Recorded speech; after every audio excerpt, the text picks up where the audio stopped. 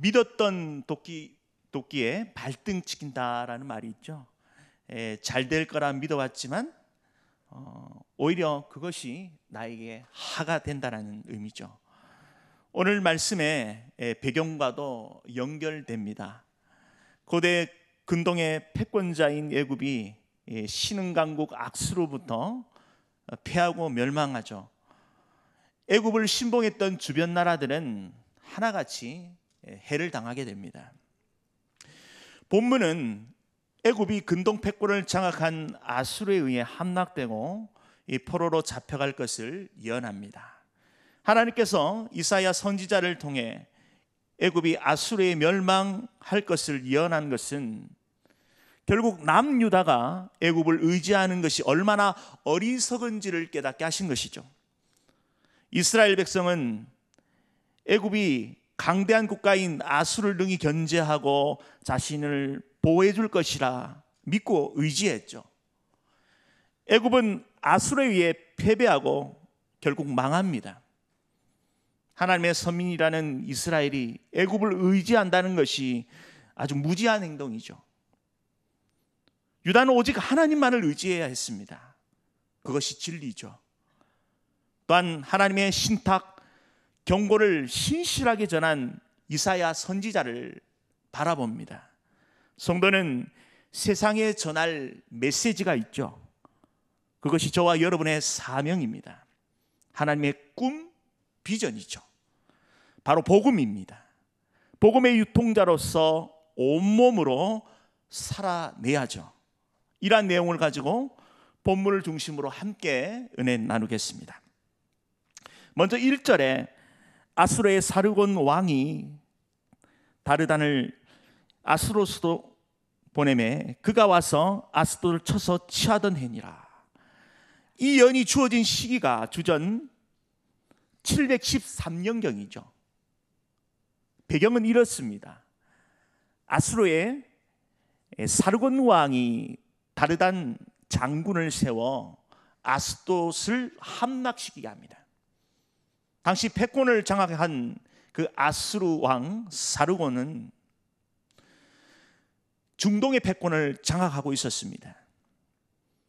애굽은 구스 출신 샤바카가 북부 애굽과 그리고 남부 애굽을 통일하여 강력한 왕권을 확립하여 아수르를 견제하고 있던 때였죠. 그 틈바구니에 끼어 유다와 블레셋이 친애국 정책을 펼치고 있었습니다. 블레셋은 아수르의 침공을 받죠. 당시 블레셋의 통치자는 야만이었습니다. 그는 사르곤이 블레셋 섭정으로 세웠던 하이미티를 패한 후에 주전 713년경에 블레셋 왕이 되죠. 야만이가 반아수르 정책을 펼칩니다. 아수르 왕은 사르곤은 그 군대 장관 다르단을 파견하여 블레셋 아스돗을 침공하죠. 아스돗이 함락되자 야만이는 급히 애굽으로 피합니다.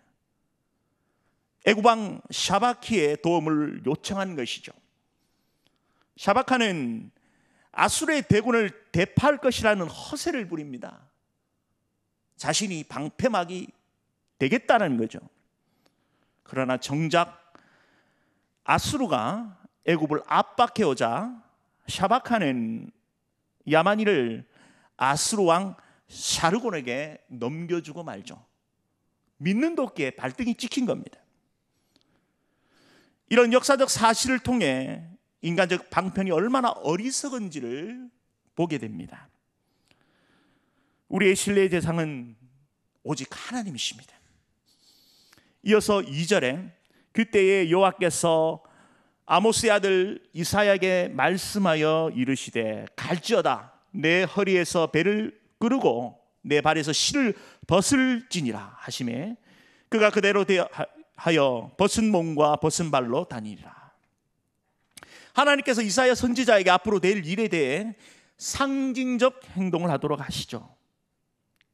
이러한 경우는 호세아, 예레미야, 에스겔에게도 명하셨습니다.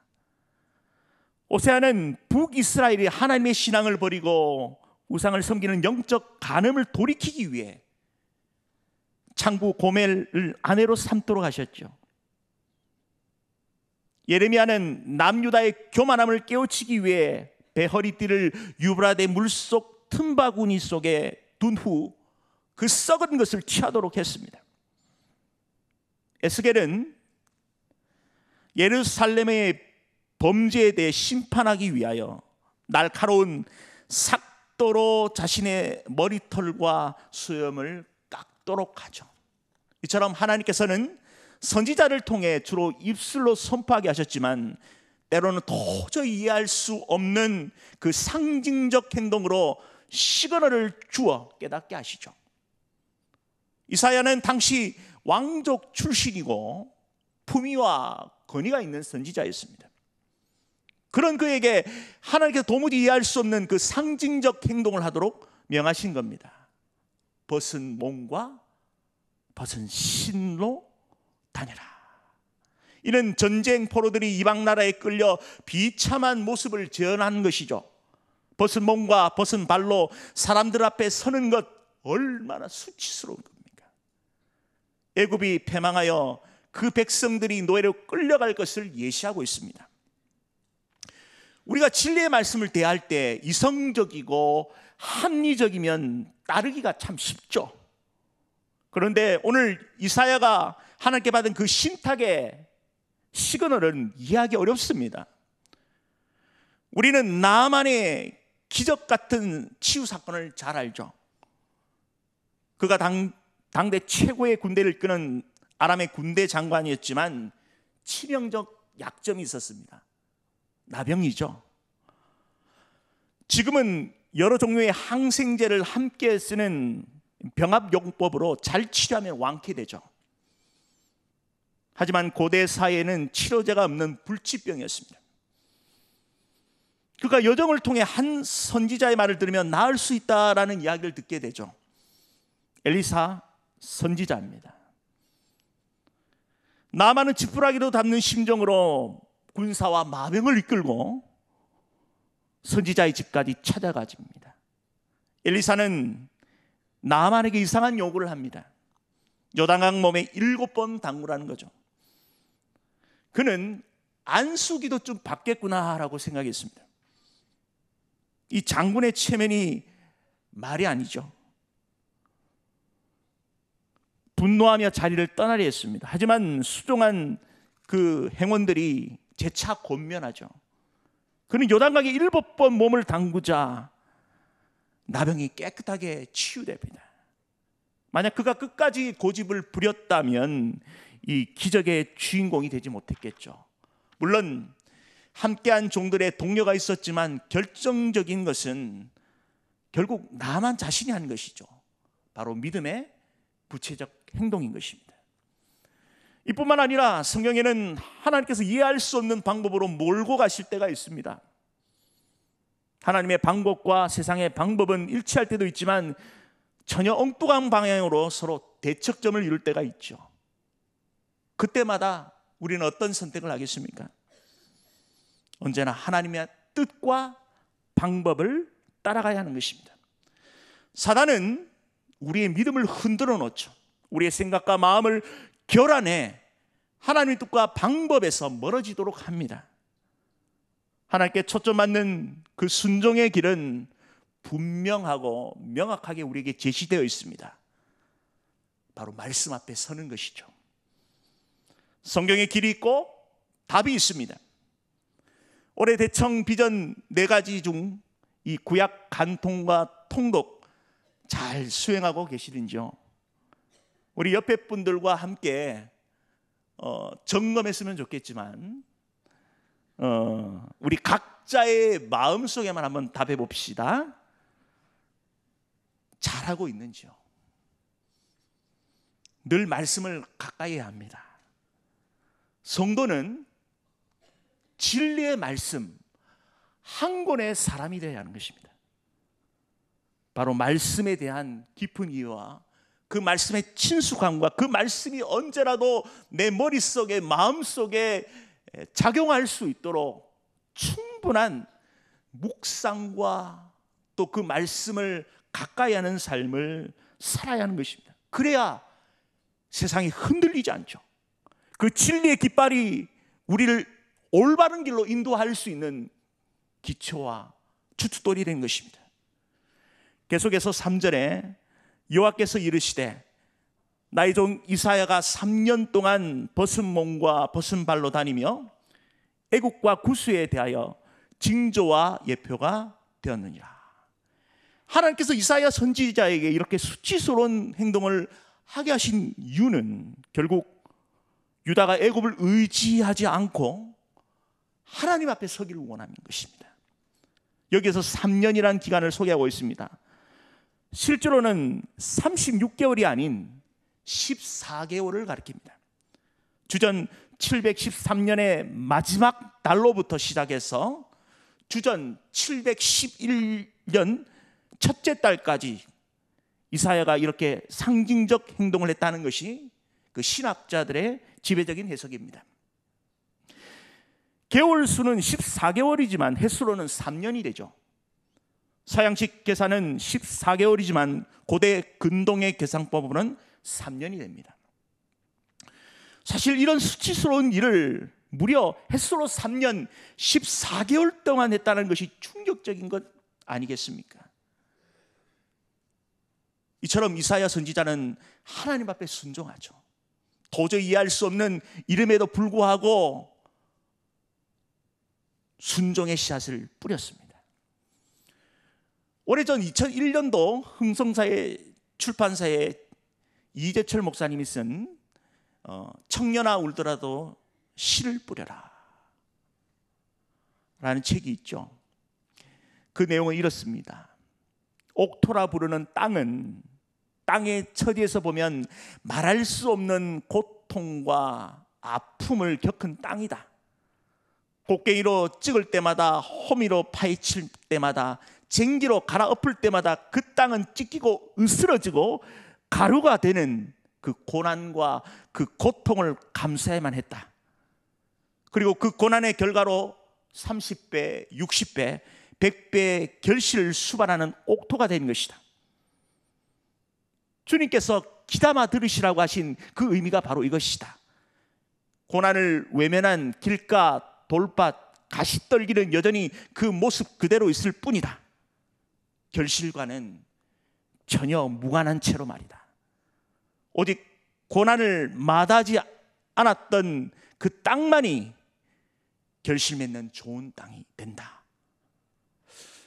하나님께서는 이 순종이라는 이 걸음을 통하여서 우리를 통하여 더 하나님 앞에 나아갈 수 있도록 우리를 붙들어 주십니다. 고난이라는 불청객이 있을지라도 그 역경을 통하여서 더 순수해지고 단단해져 가는 것입니다. 마치 곡식이 익어가듯 우리 신앙도 더 성숙해지는 것이죠. 저는 이번 대한민국의 이 정치적 혼란을 통해 참 아프고 쓰라리지만 더 단단해지고 성숙해지는 그런 과정이라고 믿습니다. 이사야 선지자는 이 고통과 수치의 시간을 통해 선민 이스라엘이 애굽을 의지하는 그 헛된 것을 버리고 하나님께로 돌아오기만을 간절히 바라고 기도했을 것입니다. 이어서 4절에 이와 같이 애굽의 포로와 구스에 사로잡힌 자가 아수르 왕에게 끌려갈 때에 젊은 자나 늙은 자가 다 벗은 몸과 벗은 발로 볼기까지 드러내어 애굽의 수치를 보이리다. 여기서 이사야 선지자를 통해 상징적 행동을 통해 유다 사람들에게 메시지를 던집니다. 애굽의 그 수치를 드러나게 하신 하나님의 말씀인 것이죠. 이사야 선지자는 하나님의 명령을 그대로 순종합니다. 치욕스러운 그 상징적 행동을 통하여 수많은 사람들에게 오랫동안 전하게 되는 것이죠. 이성 없는 짐승처럼 살아가야 했습니다. 왜 하나님께서 이런 무리한 행동을 오랜 기간 동안 하게 하셨을까? 이사야는 성경에 나오지는 않지만 그 심적 갈등이 대단했을 것입니다. 그럼에도 그 순종의 길을 걸어갔습니다. 우리 주님께서 걸어가신 그 십자가의 길이죠. 독생자 아들까지 아끼지 않으시고 우리에게 내어주신 그 완전한 사랑을 기억합시다. 인류 역사상 가장 치욕적이고 고통스러운 그 십자가, 우리 주님께서 온몸으로 담당하셨습니다.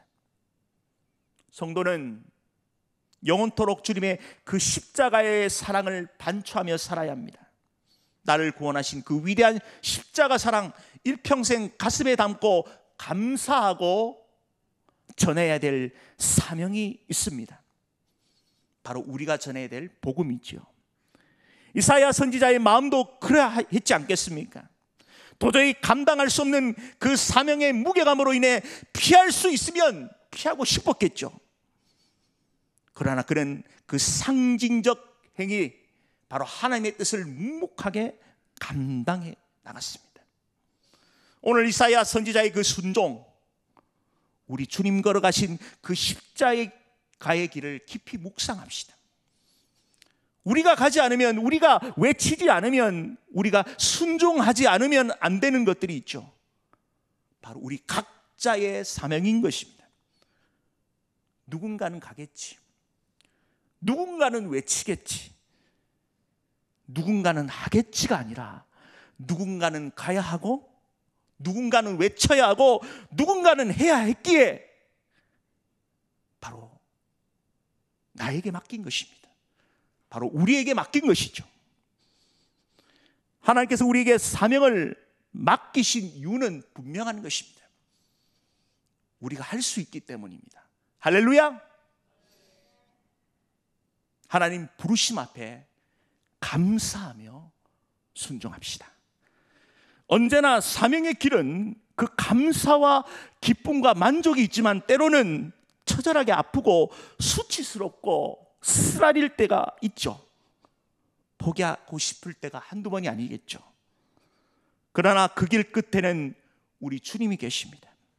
성령께서 우리를 실시간으로 함께 하시고 격려하시고 도와주십니다. 믿음으로 행할 때 그 길을 감당할 힘과 능력을 공급해 주십니다. 때로는 비상한 방법으로 우리를 도와주시고 전혀 예상치 못한 그 돕는 자를 붙여주십니다. 저와 여러분이 가야 할 그 사명의 길을 응원합니다. 주변 환경과 그 처지, 사람 바라보면 피할 길을 찾게 되죠. 그러나 끝까지 하겠다라고 마음먹으면 방법을 찾게 되죠. 여기까지 인도하시고 우리를 도우시는 그 에베네셀의 하나님께서 장래에도 우리와 함께 하실 줄 굳게 믿습니다. 그 사명의 길을 함께 걸어갑시다. 계속해서 5절에 그들이 바라던 구스와 자랑하던 애굽으로 말미암아 그들이 놀라고 부끄러워할 것이다.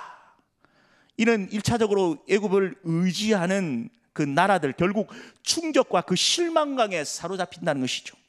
더 나아가 오직 하나님만이 진정한 피난처 되시며 어떤 상황에서도 그 신앙을 버려서는 안 되는 영적 교훈을 담고 있습니다. 서민 이스라엘이 하나님 제일 신앙을 버리고 인간적 방편과 그리고 애굽을 의지하는 것이 얼마나 어리석은 것인지를 깨우치시는 것이죠. 예레미야 선지자를 통해서 이 선민의 어리석음을 지적하고 있습니다. 예레미야 2장 13절에 내 백성이 두 가지 악을 행하였으니 곧 그들이 생수에 구런대는 나를 버리신 것과 스스로 웅덩이를 판 것인데 그것은 그 물을 가도 못할 터질 웅덩이니라. 생수에 구르신 하나님을 버리고 터진 웅덩이를 붙들어 본들 헛수고죠. 물을 담아낼 수가 없습니다.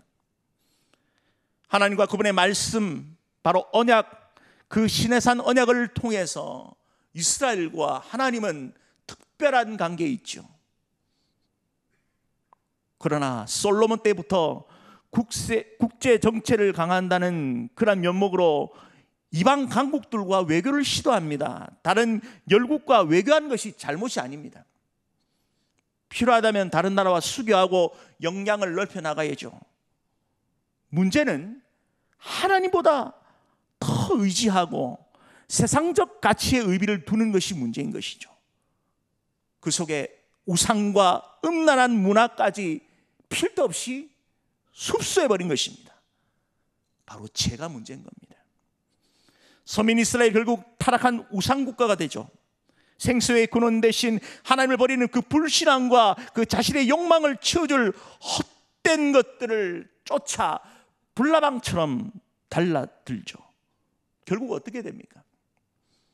이스라엘 철저하게 이방 민족으로부터 유린당하죠. 그토록 신봉했던 열광들로부터 배신당합니다. 마치 생수의 근원이신 하나님을 등진 이스라엘처럼 약속이라고 하는 것처럼 아수르, 애굽으로부터 각각 철저하게 버림받죠.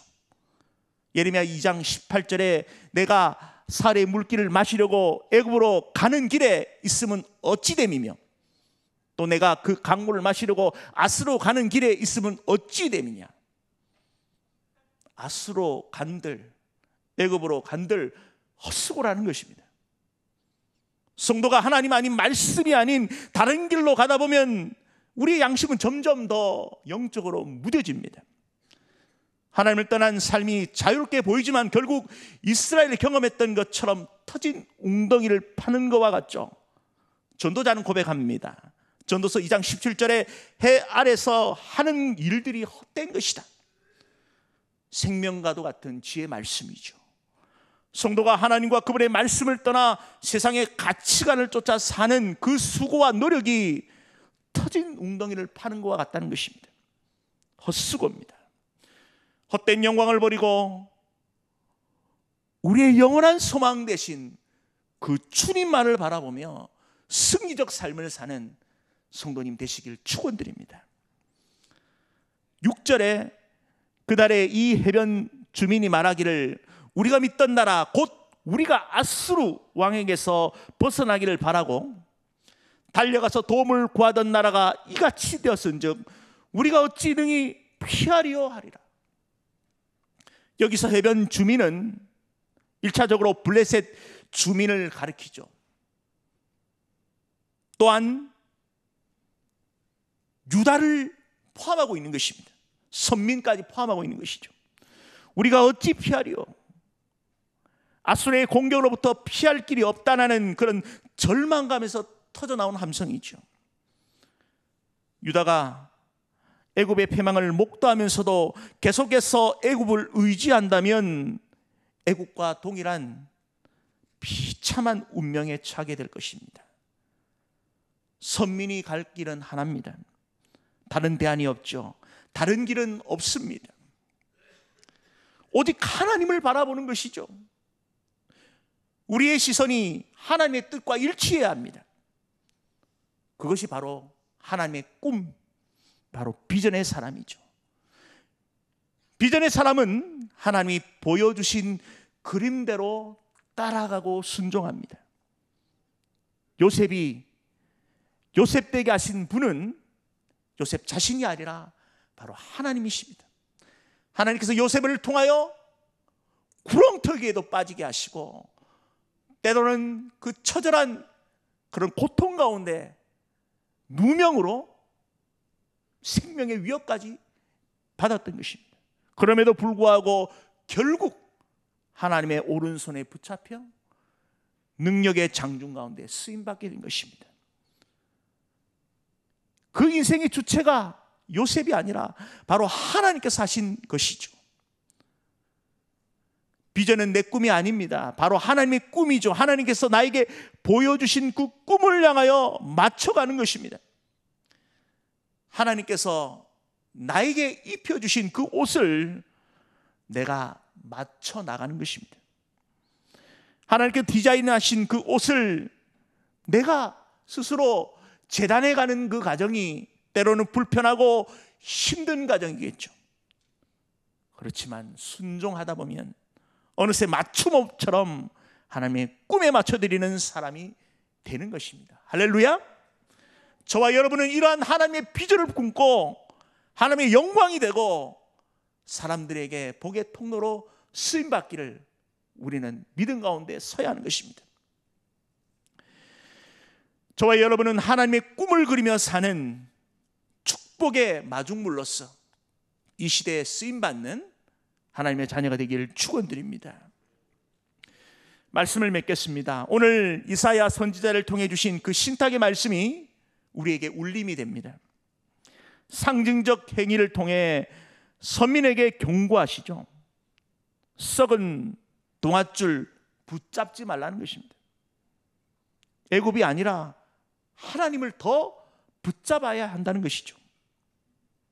전적으로 하나님을 신뢰하며 따라가야 하는 것입니다. 세상의 헛된 욕망을 버리고 생수의 근원 되신 주님을 더욱더 의지하며 전진합시다. 또한 이사야 선지자가 보여준 그 순종의 걸음을 보며 우리가 믿음으로 다짐합니다. 고통스럽고 수치스럽지만 끝까지 사명 감당하죠. 성도는 세상에 전할 분명한 메시지가 있죠. 바로 복음입니다. 복음의 유통자로 온몸으로 살아내야 하는 것이죠. 각자에게 주신 그 사명을 가지고 하나님의 꿈, 비전을 이루어드리는 위대한 하나님의 권석이 되시길 주의 이름으로 축원드립니다. 기도하겠습니다.